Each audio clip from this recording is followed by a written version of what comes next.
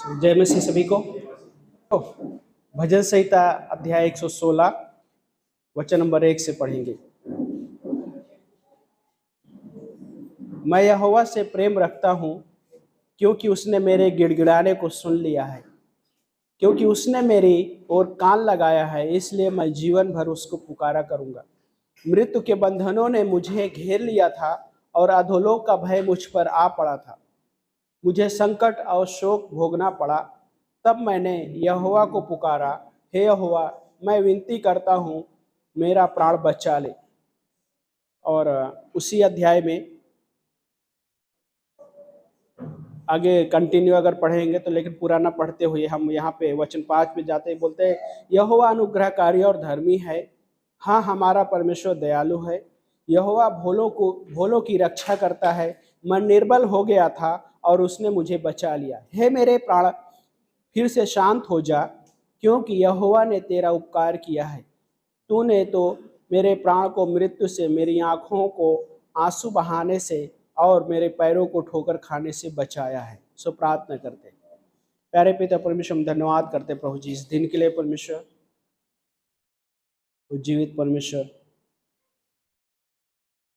प्रभु आप हमारी हर एक पुकार को सुनने वाला परमेश्वर है। प्रभु यदि हम आनंद में पुकारते हैं तो भी सुनता है, यदि हम कठिनाई में पुकारते हैं तो भी तो सुनता है। प्रभु यदि हम दर्द में हैं तो भी पुकारते हैं तो आप सुनने वाला परमेश्वर है प्रभु यीशु मसीह, क्योंकि आप जीवित परमेश्वर है। प्रभु धन्यवाद करते प्रभु इस समय इस भवन में आपकी उपस्थिति है, और इस भवन में परमेश्वर आपकी उपस्थिति के द्वारा, आपके वचनों के द्वारा हर एक से बातें करना परमेश्वर, क्योंकि आपके पास प्रभु हर एक के लिए प्रभु प्रावधान है, हर एक के जीवन के लिए प्रभु हर एक सवालों के लिए प्रभु आपके पास उत्तर है। प्रभु धन्यवाद करते हैं परमेश्वर।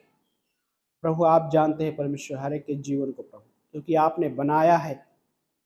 धन्यवाद करते हैं यीशु मसीह, धन्यवाद करते हैं आपकी उपस्थिति के लिए, आपके अनुग्रह के लिए परमेश्वर, जो आप हमारे बीच में है। प्रभु धन्यवाद करते हैं यीशु मसीह के नाम से प्रार्थना को मानते हैं, आमीन।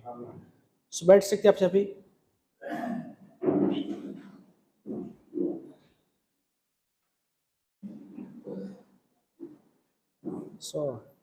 भजन संहिता का ये है ना, भजन संहिता की सारी पुस्तक है ना 150 अध्याय जो कि 5 भागों में डिवाइड किया गया है।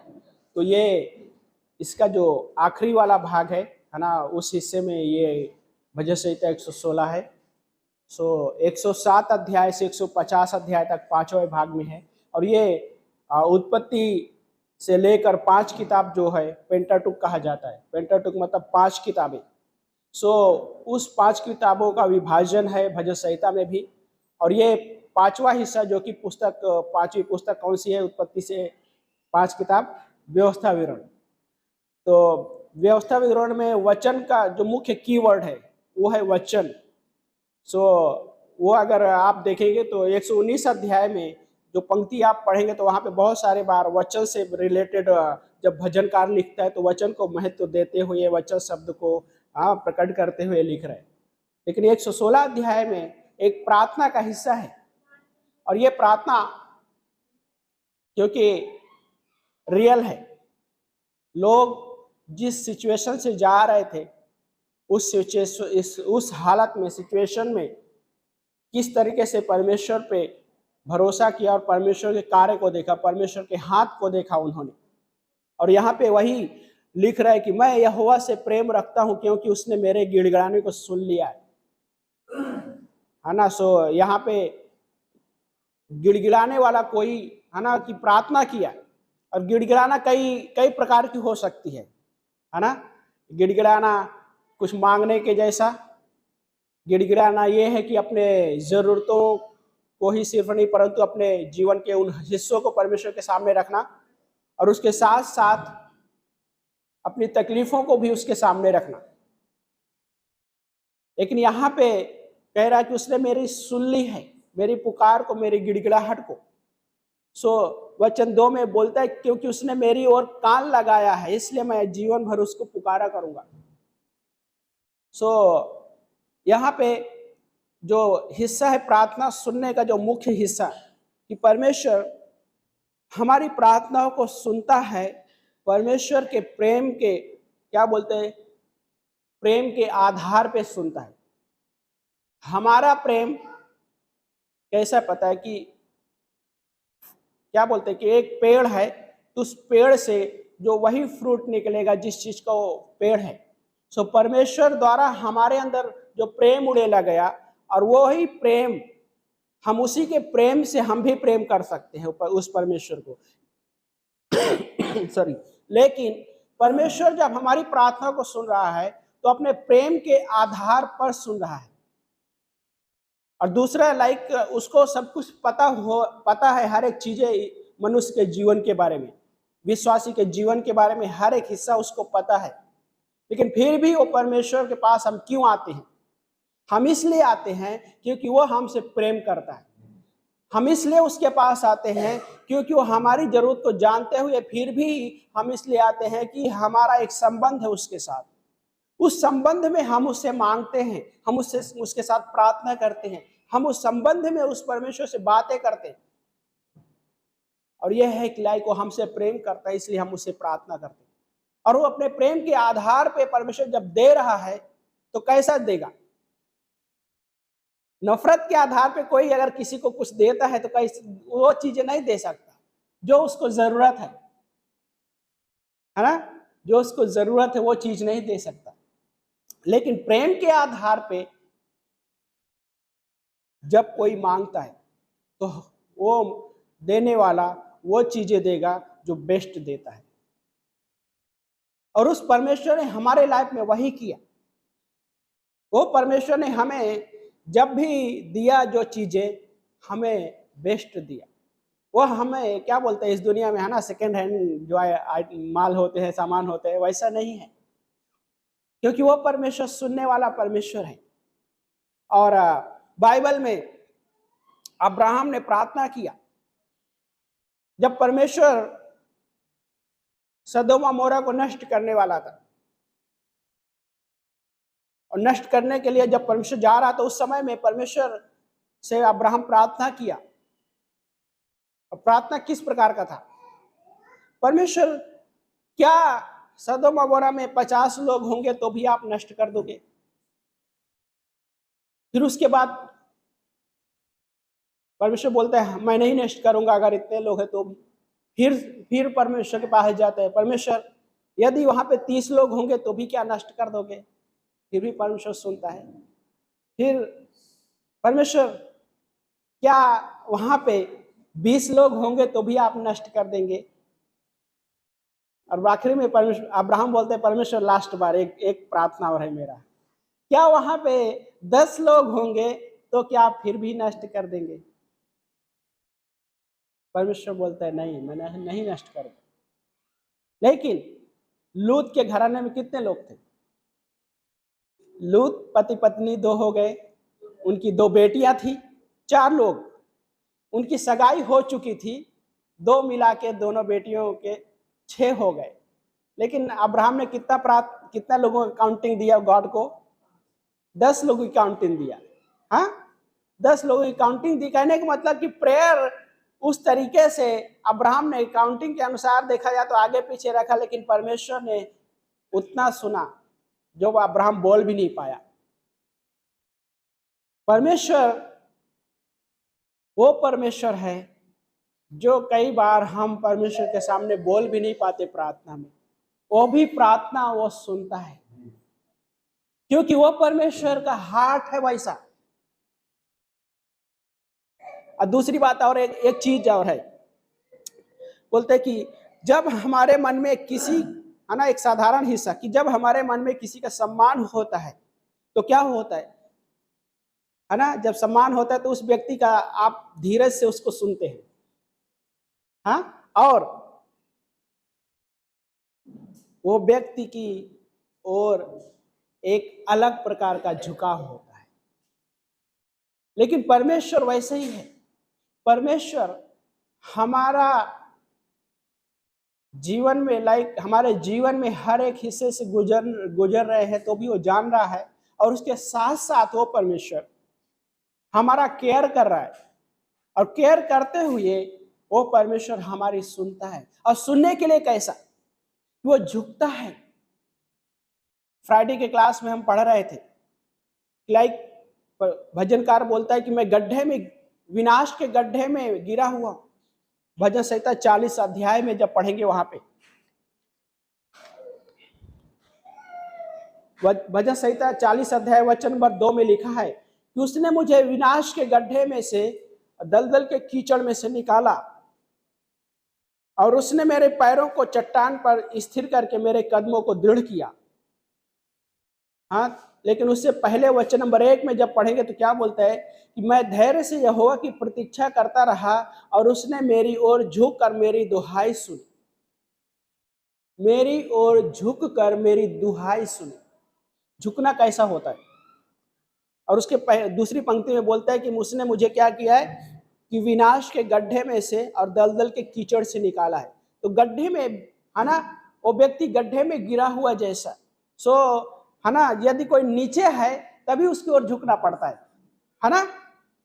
कभी आप ऊपर है कोई व्यक्ति का, तो आप झुक के उसकी ओर देख सकते हैं, हाँ, झुक कर उसकी ओर नहीं देख सकते जो ऊपर है। लेकिन जो कोई नीचे है, कहीं फंसा हुआ है, तब आप उसकी ओर झुक कर देख सकते। हमारा लाइफ वैसा था, लेकिन परमेश्वर ने हमारी ओर झुका। और झुकना कैसा है पता है?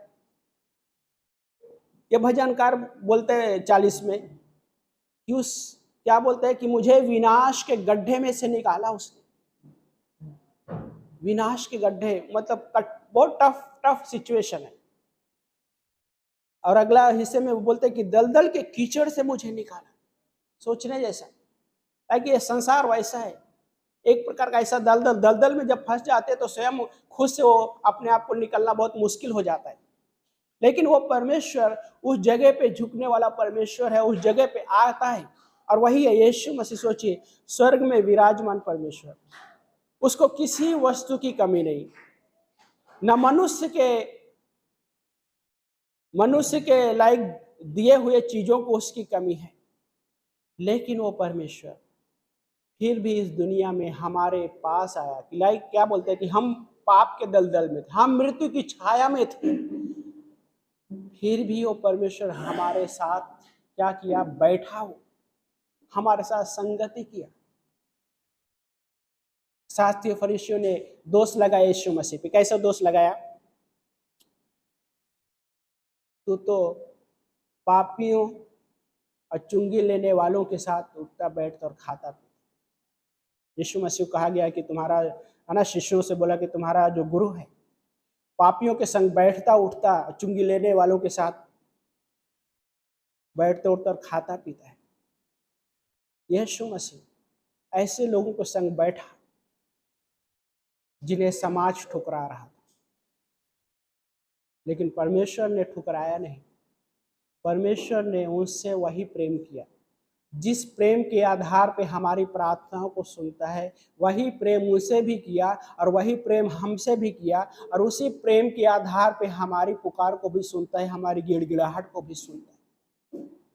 लेकिन जब हम 116 पढ़ते हैं तो उसमें ऐसा लग रहा है कि हाना बोलता है कि मैं यहोवा से प्रेम रखता हूं क्योंकि उसने मुझसे प्रेम किया। पहला यूहन्ना का 4 अध्याय में वचन नंबर 10 और 19 में जब पढ़ेंगे तो वहां पे बोलता है कि प्रेम इसमें नहीं कि हमने परमेश्वर से प्रेम किया, परंतु उसने हमसे पहले प्रेम किया, उसने फर्स्ट प्रेम किया। और वचन 19 में बोलता है हम इसलिए प्रेम करते हैं क्योंकि उसने पहले हमसे प्रेम किया। सो हमारे प्रेम के आधार पे नहीं, परंतु परमेश्वर अपने प्रेम के आधार पे हमारी प्रार्थनाओं को सुनता है और उत्तर भी देता है।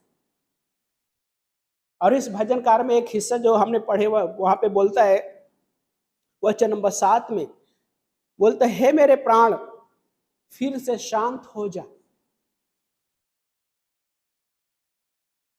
जो असली हलचल बोलते हैं ना, हलचल, और असली घबराहट कहें, व्याकुलता कहें, तो कहाँ होता है पता है? प्राण में होता है। और जब प्राण में हलचल सी होती है तो कैसा होता है? कुछ समझ में नहीं आता। लेकिन लेखक अपने प्राण को बोलते हैं फिर से शांत हो जा, मतलब उसमें अशांतता है। और जब अशांतता होती है तो कुछ समझ में नहीं आता है ना। लेकिन वो परमेश्वर वहां पे आके बात करता है, कहाँ पे, जहां हमको जरूरत है। वो परमेश्वर हमारे प्राण को शांत करना जानता है। और कैसे शांत करता है? कई बार धीमी आवाज में भी आके परमेश्वर शांत करता है। साधारण रूप से हमें साधारण रूप से जो मनुष्य विचार करना चाहता है उस तरीके से नहीं, परंतु उस परमेश्वर के हृदय के अनुसार, वो प्रेम के आधार पे जो हमसे हमारी सुनता है, उस आधार पे वो परमेश्वर सुनता है गिड़गिड़ाहट को, और हमारे प्राण को क्या करता है? शांत करता है। भजन संहिता की पुस्तक में बहुत सारे हिस्सों में हम पढ़ते हैं, वहां पे क्या है? लेखक कहते हैं कि परमेश्वर मेरा प्राण बहुत स्थिर नहीं है, मेरे मन भी स्थिर नहीं है। भजन संहिता में इतना भी बोलते हैं कि परमेश्वर मेरी हड्डियां मानो अंदर ही अंदर गली जा रही। हाँ, हड्डियां की बात करता है तो अंदर मतलब ऐसा क्या चीज है कि हड्डियां अंदर ही अंदर मतलब जलते हुए गली जा रहे हैं? ऐसा क्या है? क्योंकि अंदर बहुत सी हलचल हो रही है, अस्थिरता है, अशांतपना है। ये संसार कई बार हमारे जीवन में ऐसा लगता है कि सब कुछ अच्छा दे रहा है, बट वैसा नहीं है। कई बार ये संसार की चीजें हमारे जीवन को उथल पुथल कर देती, लेकिन परमेश्वर से आई हुई हर एक वो चीज, हर एक वो वस्तु, इवन हम ये भी कह सकते हैं कि परमेश्वर से आया हुआ हर एक वो हिस्सा हमारे जीवन में क्या है? लाभ के लिए होता है। अब्राहम ने बहुत सारी प्रार्थनाएं किया, लेकिन परमेश्वर की ओर से आया हुआ हर एक वो हिस्सा अब्राहम के लिए लाभकारी था। शादी से लाइक कहने में सारा के द्वारा बच्चा होने से पहले सारा ने क्या कहा? अपने अब्राहम को क्या कहा कि हाजिरा को दिया और कहा कि इसके साथ है ना संबंध करके इसके द्वारा संतान उत्पन्न कर। और उसके द्वारा जब वो बेटा जन्म हुआ तो क्या हुआ? उस बच्चे इस्माइल रखा गया। और क्या हुआ?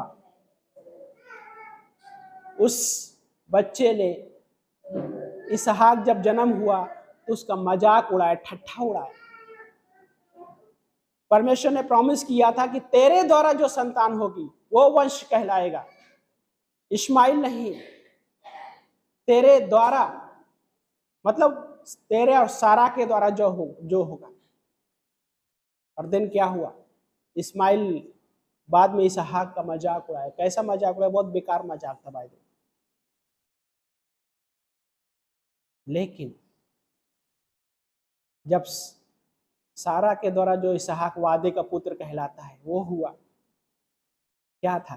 परमेश्वर ने वादा किया था और वो पूरा किया, और उसके साथ साथ में परमेश्वर की महिमा हुई उसके द्वारा, क्योंकि उस हिस्से से लाइक कहने मतलब उससे वंश आगे बढ़ा। परमेश्वर का वादा जो पूरा हो। प्रार्थना में हम परमेश्वर के वादे को देख पाते हैं, क्योंकि परमेश्वर ने अपने लोगों से वादा किया है, वाचा बांधी है। और पुराने नियम में भी बहुत सारे लोगों ने जब प्रार्थना करते थे तो परमेश्वर के वादे को स्मरण करके प्रार्थना करते थे। परमेश्वर के वादे को रखते हुए परमेश्वर से प्रार्थना करते। परमेश्वर, आप अब्राहम का परमेश्वर, इसहाक का परमेश्वर, याकूब का परमेश्वर है, और उसके अनुसार वो मांगते थे और परमेश्वर देता था। लेकिन क्या परमेश्वर से जब लोग प्रार्थना इस तरीके से करते थे, अब्राहम का परमेश्वर, इसहाक का परमेश्वर, याकूब का परमेश्वर है आप, तो क्या परमेश्वर उस चीज को क्या उससे पहले भूल जाता था? नहीं, वो भूलता नहीं था, क्योंकि वो परमेश्वर भूलने वाले में से नहीं है। वो परमेश्वर सुनने वालों में से परमेश्वर है, और सुनता है तो कान लगाकर सुनता है। और जब हम जहां कहीं से भी पुकारते हैं तो वो परमेश्वर स्वर्ग में होते हुए भी हमारी ओर झुक कर सुनता है। झुकना एक क्या बोलते पता है, एक ध्यान देना है। परमेश्वर हमारे जीवन से ध्यान देने वाला परमेश्वर। दानियल दानियल को सिंहों के मांद में डाल दिया गया। उस जगह में भी परमेश्वर ने उसकी प्रार्थना सुनी और दानियल को बचाया,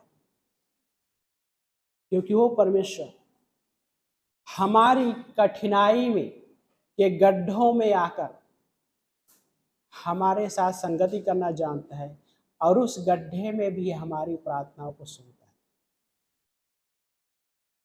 और उसके साथ साथ में इस पंक्ति में कुछ हिस्सा और भी मैं पढ़ रहा था, इस भजन संहिता 16 में छोटा हिस्सा है ना हम रखेंगे, उसके बाद थोड़ा प्रार्थना का समय रहेगा। वचन नंबर 13 में लिखता है, 116 अध्याय का वचन नंबर 13वीं पंक्ति में, मैं उद्धार का कटोरा उठाकर यहोवा से प्रार्थना करूंगा, मैं यहोवा के लिए अपनी मन्नतें उसकी सारी प्रजा के सामने अवश्य पूरी करूंगा। और देन वचन 16 बोलता है कि हे यहोवा, मैं सचमुच तेरा दास हूं, मैं तेरा दास हूं, तेरी दासी का पुत्र हूं, तूने मेरे बंधन खोले हैं, मैं तेरे लिए धन्यवाद का बलिदान चढ़ाऊंगा, हाँ यहोवा से प्रार्थना करूंगा, हाँ धन्यवाद का बलिदान चढ़ाऊंगा। मन्नतें जो मन्नत मतलब आज के समय में हम मन्नत हम नहीं मानते, ओके कि परमेश्वर के सामने अपनी मन्नत रखना है, वैसा नहीं है। हम परमेश्वर के सामने, परमेश्वर हमसे कैसे खुश है, विश्वास से खुश है। इब्रानी का 11 अध्याय वचन नंबर 6 में कि जब हम विश्वास करते हैं वो परमेश्वर उस विश्वास से हमसे प्रसन्न है। हमें मन्नत उसके साथ बांधने या मानने की आवश्यकता नहीं है, परंतु हमें विश्वास के साथ जब उसके साथ चलते हैं उससे वो खुश है, वो परमेश्वर। लेकिन क्या बोलते हैं यहाँ पे लिखा है कि उन प्रार्थनाओं के लिए जो परमेश्वर ने सुना है, और कई बार बाय द वे उन प्रार्थनाओं के लिए भी जिन प्रार्थनाओं को उत्तर नहीं भी मिला है, उनके लिए भी परमेश्वर को धन्यवाद देना वो स्तुति में बदल जाने जैसा। क्योंकि भजनकार में इतने सारे हम भजन संहिता लिखते हैं, जैसे लोगों ने प्रार्थना किया या गिड़गिड़ाया, तो कई बार ऐसा नहीं कि जस्ट गॉड ने प्रार्थना करने के बाद जस्ट यूं ही उत्तर दे दिया, कई बार ऐसा नहीं हुआ। क्योंकि बहुत सारे इजराइल लोग जब बंधुआई में गए, बंधुआई में जाने के बाद लोगों ने पुकारा परमेश्वर को, तो उस समय क्या हुआ उनके जीवन में, क्या वो उसी क्षण में वो बंधुआई से बाहर आए? समय लगा, समय गया, लेकिन क्या परमेश्वर ने उनकी प्रार्थना नहीं सुनी? उनकी प्रार्थना सुनी, लेकिन फिर भी समय लगा। लेकिन उस जर्नी में परमेश्वर के लोगों ने परमेश्वर को आराधना किया, परमेश्वर को धन्यवाद दिया। दानियल, इर्मिया, है ना, इजरा भी, ये सब बंधुआई में थे, और बंधुआई में होते हुए भी परमेश्वर के लिए अपना जीवन समर्पित किए थे। परमेश्वर को आराधना करना नहीं छोड़ा, परमेश्वर को महिमा करना नहीं छोड़ा। सो कहने का मतलब कि जब हम कठिन परिस्थितियों में जाते हैं, जब हमारे जीवन में जब कठिन हालातें होती है, हमारे लिए लेसन क्या है कि परमेश्वर की आराधना करना, हमें क्या बोलते हैं, निरंतर प्रार्थना करते रहे, निरंतर। कि वो लोग उन तकलीफ में गए, फिर भी परमेश्वर के साथ संबंध रखना नहीं छोड़ा। परमेश्वर अपने प्रेम के आधार पर उनकी प्रार्थना को सुन रहा था, और उसके साथ साथ कि परमेश्वर उनकी ओर कान लगाए हुए था। लेकिन क्यों वो बंधुआई में गए? क्योंकि उन्होंने वो अविश्वास का जीवन जिया। परमेश्वर के साथ जो संबंध की जरूरत थी, वो संबंध से वो लोग दूर गए, मूर्ति पूजा में गए, और इस वजह से बंधुआई में गॉड, और वो भी उनकी भलाई के लिए वो था कि बंधुआई में जाना, लेकिन परमेश्वर उनकी ओर कान लगा के सुनता रहा, क्योंकि वो परमेश्वर जब हमारी प्रार्थनाओं को सुनता है तो अपने प्रेम के आधार पे सुनता है और अपने प्रेम के आधार पे हमें उत्तर भी देता है ना। कई बार मनुष्य उत्तर दे सकता है लेकिन नफरत के आधार पे उत्तर दे सकता है, लेकिन परमेश्वर जब उत्तर देता है तो प्रेम के आधार पे उत्तर देता है। भले ही कई बार विश्वासी जिद कर लेता है, कई बार हाँ जिद करता है कि परमेश्वर चाहिए, मुझे चाहिए ये चीज़, ये प्रार्थना मांगता है परमेश्वर ये मुझे चाहिए, फिर भी गॉड बोलता ठीक है, जिद किया है ठीक है दे देता हूँ, लेकिन फिर भी परमेश्वर वो प्रेम अपना उसमें रखता है। लेकिन क्या होता है उसके द्वारा, वो परमेश्वर की इच्छा नहीं थी लेकिन फिर भी परमेश्वर ने उस जिद के अनुसार, उसने जिद किया था, बच्चे ने जिद किया था, उस जिद में दे दिया, लेकिन उसका रिजल्ट क्या होता है, थोड़े समय के लिए वो खुश दिखाई देता है लेकिन बाद में वो फिर से नाखुश हो जाता है, क्योंकि उसने अपनी जिद के अनुसार मांगा था गॉड से, लेकिन परमेश्वर की इच्छा नहीं थी उसमें। परमेश्वर की इच्छा यह थी कि परमेश्वर बेस्ट देना चाह रहा था, लेकिन उस बच्चे ने जिद किया और उस जिद में उस परमेश्वर ने उसको दे दिया, फिर भी परमेश्वर ने अपने प्रेम के आधार पे, नफरत के आधार पे नहीं दिया। और वही है कि परमेश्वर आज हमारी प्रार्थनाओं को, हमारी गिड़गिड़ाहट को सुन रहा है, तो प्रेम के आधार पे सुनता है और प्रेम के आधार पे हमें उत्तर भी देता है। अब्राहम ने प्रार्थना किया, क्या गॉड ने उसको कैसा उत्तर दिया, प्रेम के आधार पर उत्तर दिया। दानियल ने प्रार्थना किया, इर्मिया ने प्रार्थना किया, ये सब हमारे समान, नया नियम बोलते ये सब हमारे समान दुख सुख के भोगी व्यक्ति थे, बताओ हमारे समान वो भी व्यक्ति थे, लेकिन परमेश्वर ने उनकी सुनी। सो क्या वो परमेश्वर हमारी नहीं सुन सकता? वो परमेश्वर आज भी हमारी सुनता है, क्योंकि वो परमेश्वर कैसा है, इब्रानियों का 13 अध्याय में वचन नंबर 5 से 7 8 में पढ़ेंगे, वहां पे बोलता है कि परमेश्वर युगानुयुग, क्या बोलते हैं, कल आज और युगानुयुग एक सा परमेश्वर है। सॉरी, वो परमेश्वर जो कल था, कल प्रार्थनाओं को सुना, वो परमेश्वर आज भी प्रार्थनाओं को सुन रहा है, और वो परमेश्वर कल भी वो प्रार्थनाओं को सुनेगा, क्योंकि वो जीवितों का परमेश्वर है। और आज भी वो जीवित है, हमारे लिए स्वर्ग में विनती भी कर रहा है। वो हमारा प्रभु यीशु मसीह, हमारा जो उद्धार का था, हमारे लिए विनती भी कर रहा है। और वो परमेश्वर, हम तो उससे दूर थे, हमारा संबंध टूटा था, लेकिन उसने हमारे लिए दुनिया में आया। लाइक इस दलदल में, संसार एक पाप का दलदल जैसा है, आप जहाँ कहीं भी जाएं, यस, ऐसा कहने का मतलब ये नहीं है कि संसार में जो चीज़ें हमारी ज़रूरतों के लिए नहीं है, हमारी ज़रूरतों के लिए है, लेकिन इस संसार में इतनी सारी बहुत सारी चीज़ें हैं जो क्या है, हमको परमेश्वर से दूर जाने के लिए आकर्षित करते हैं, दूर लेके जाने के लिए आकर्षित करते हैं। हाँ, बहुत सारे हैं, लेकिन हमें हमारा रोल क्या है, हम परमेश्वर के वचन की ओर भागना हमारे लिए अच्छा है। हाँ, जैसे हिरनी पानी के लिए हाँफती, वैसे तेरे लिए हाँफता हूँ मैं। हाँ, हाँफना मीन्स क्या है कि उसको खींचे जाना। मेरा उत्तर नहीं आया, मेरे प्रार्थना को उत्तर नहीं आया, तो भी मैं परमेश्वर की ओर आगे चलता रहूँगा। परमेश्वर मेरी प्रार्थना को उत्तर दिया, धन्यवाद परमेश्वर, मैं आगे चलते रहे। परमेश्वर समय लगा रहा है उत्तर आने के लिए, धन्यवाद परमेश्वर, फिर भी मैं आपके पीछे चलूंगा, मैं आपके साथ चलूंगा। और ये हृदय लेके चलना, क्या पता है, परमेश्वर को महिमा देता है। जब एक विश्वासी ये विचारधारा लेके चलता है और इस विचारधारा में जीता है, तो उससे परमेश्वर की महिमा होती है। क्योंकि बाइबल में बहुत सारे लोगों ने प्रार्थना किया, उत्तर नहीं आया, फिर भी परमेश्वर के पीछे चले, वो उत्तर नहीं भी दिया, परमेश्वर फिर भी पीछे चले, टाइम लगा, फिर भी परमेश्वर के पीछे चले। कई बार गॉड ना बोल देता है, वो भी एक प्रार्थना का उत्तर है। हाँ, गॉड ना बोलना भी वो प्रार्थना का उत्तर है। गॉड बोलता नहीं दूंगा, वो भी प्रार्थना का उत्तर है, क्योंकि वो हमारे लिए सही नहीं था, इसलिए गॉड बोलता है मैं नहीं दूंगा। हाँ, मैं नहीं दूंगा। लेकिन परमेश्वर ऐसा नहीं है कि हमारी जो सही ज़रूरतें हैं उसको वो नहीं देगा, वो हमारी सही ज़रूरतों को देना जानता है और देना चाहता भी है ना। सो आमीन। सो हम थोड़ा, है ना, प्रार्थना का समय थोड़ा बिताएंगे, लेकिन उससे पहले है ना महिलाओं का एक गीत होगा यहाँ पे, सो प्रार्थना करते हैं। प्यारे पिता परमेश्वर, हम धन्यवाद करते प्रभु जी इस दिन के लिए परमेश्वर, इस समय के लिए परमेश्वर। राजाओं के राजा, प्रभु के प्रभु, सर्व सामर्थी परमेश्वर, आप स्वर्ग में विराजमान परमेश्वर,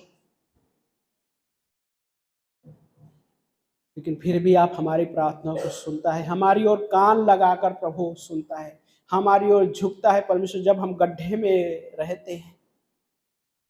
क्योंकि ये संसार कई बार गड्ढे की तरह हमारे जीवन से व्यवहार करता है। ऐसा लगता है कि वो अच्छा ही सोचता है, लेकिन वैसा नहीं है प्रभु। अगर ऐसा होता, संसार यदि हमारे बारे में अच्छा ही सोचता, तो आपको आने की जरूरत नहीं पड़ती थी। लेकिन फिर भी आप हमारे लिए आए, क्योंकि परमेश्वर आप जानता है परमेश्वर, ये संसार एक पाप का दलदल है, लोगों के जीवन को नाश करना चाहते हैं। लेकिन यीशु मसीह, आप हमारे लिए इस दुनिया में प्रभु, आप हमारी भलाई चाहते हैं परमेश्वर। हाँ प्रभु, और भजन संहिता में बोलता है कि परख कर देखो यहोवा कैसा भला परमेश्वर है। धन्यवाद करते हैं यीशु मसीह। हम प्रार्थना करते हैं समय इस भवन में हर एक व्यक्ति के लिए प्रभु। लॉर्ड, हम आपके हाथों में सौंपते हर एक व्यक्ति को प्रभु। आप इस भवन में परमेश्वर, आपके उपस्थिति के द्वारा प्रभु आप हर एक को उत्तर दीजिए प्रभु, टच कीजिए हर एक के जीवन को परमेश्वर। धन्यवाद करते हैं। यस लॉर्ड, आपके नाम को बड़ाई देते हैं प्रभु। आप चंगा करने वाला परमेश्वर, अपना सामर्थ्य हाथ बढ़ाइए। जिन्हें चंगाई की आवश्यकता है प्रभु, आप चंगाई दीजिए। शारीरिक चंगाई, भावनात्मक चंगाई, आत्मिक चंगाई, आर्थिक चंगाई। धन्यवाद, धन्यवाद। इस समय सबके आंखें बंद और सब छुपे हुए। आप यीशु मसीह के बारे में पहले सुने हैं या आज पहली बार सुने, लेकिन अभी तक आप यीशु मसीह को अपना उद्धार करते नहीं सुन रहे, आप अपना जीवन उससे नहीं सौंपे, तो ये आपके लिए एक अद्भुत मौका है कि आप उसको अपना उद्धार करते हैं तो उसमें ग्रहण कर सकते। यदि आपके जीवन में आप चाहते हैं कि वो आए, तो एक छोटा सा प्रार्थना मेरे पीछे दोहरा सकते।